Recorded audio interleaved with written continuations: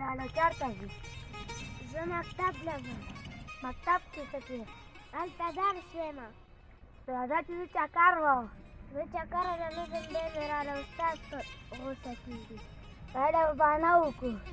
دی راله پلار په غوسه کېږي. هله به هم بهانه وکړو. دا چې زه خالدان دي ولاړم دي چکرو له به لاړ. احمد له هغو سره مه ګرځه، دې بې لارې کوي.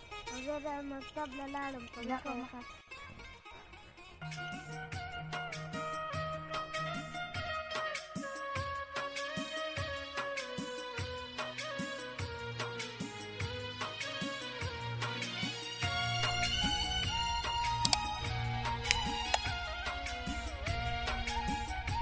السلام علیکم. شمسالدین ماما څنګه ځې؟ کوم خوا روان یې؟ غلام ملک اکرم زیاره لږ ځمه. ما له زموږ چیا ډوډۍ باندې کولې ژوندی اوسې. ورته په مخه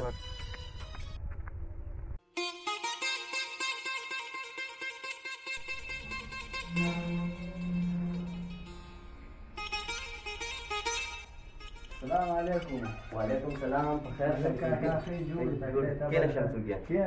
کېنه راځه.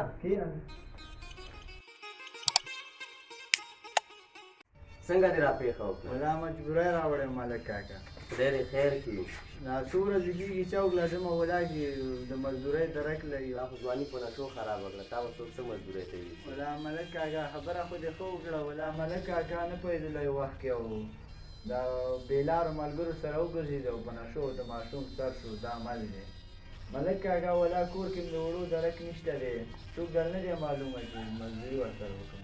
ولا ماله خو دا نه معلوم دی. مخکې نه یې راله ویلي وو انجینر بلال. کوم انجینر بلال؟ هغه د فتح خان زوی څه دی؟ کوم فتح خان؟ دا برکلي کې چې کور دی. بلالې خې ای بدې برخې هغه زمونږ ټولګیوالو کشکمان تعلیم کړی وی او اوس به زه انجینر یا ډاکټر وی. زه خو خپلو ملګرو بېلارې کړم او د ژوند نه یې ویستلم. شمسوګیا اوله کې خو دا واړه هلکان نه پوهېږي. بس بدو خلکو سره مخ شي، هغې بدو لارو ته ځان سره کش کړي. یعنې مطلب دا چې د ښو خلکو سره یاري کوي نو هغه سړی نه خرابوي. بدو سره به هېڅکله هم نه ګرځئ. شمسوګیا تا غټه غلطي کړې ده او بیا دپاره د هر چا ته دا پیغام چې بیا داسې کار ونه کړي. والکه منډه که چای راوړه نو ملک کاکا زم ځان د انجینر بلال را رسول. نه چای اوس که شمسوګیا چای به دې څښلی وې. دغه هلک منډه که چای راوړه.